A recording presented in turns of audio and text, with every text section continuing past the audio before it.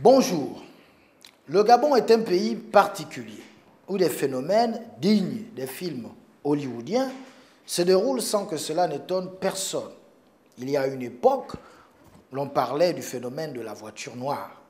Un véhicule sombre, plein de bonbons, pour appâter les enfants, rôdait autour des établissements scolaires. Après le vent de la voiture noire, d'autres phénomènes qu'aucun scientifique ne peut expliquer se sont succédés. On arrivait à voler les zizis des gens par une simple poignée de main, ce qui paralysait plusieurs femmes. Ensuite, un chat qui prenait plaisir à téter les mamelles de jeunes filles dans les véhicules.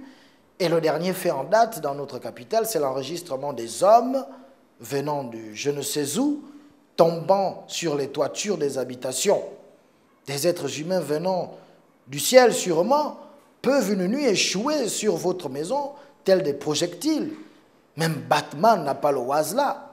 Au Gabon, nous rendons possible les fictions des films américains. Un homme volant qui tombe sur un toit, mais c'est de la haute science. Et moi, je pensais que les chercheurs gabonais ne trouvaient rien.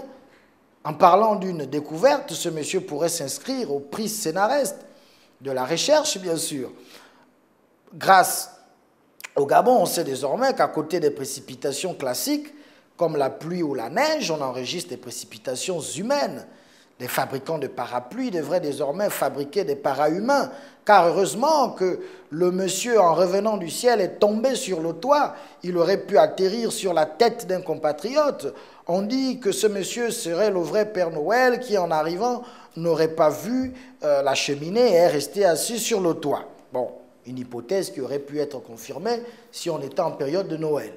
Ce qui est sûr, c'est que ce compatriote a sûrement découvert, et il faut le féliciter, le secret pour voyager à travers le monde sans visa, sans bagages, sans billets d'avion et sans autres tracasseries.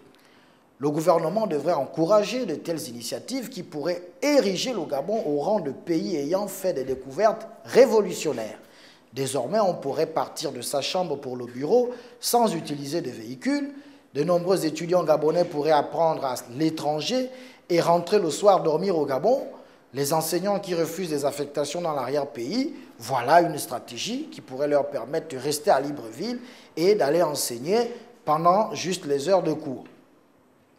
Voilà qui peut être très économique en espérant qu'un matin, on ne retrouve pas bien sûr de nombreux Gabonais et des compatriotes bien sûr sur des toits parce qu'étant en manque de kérosène.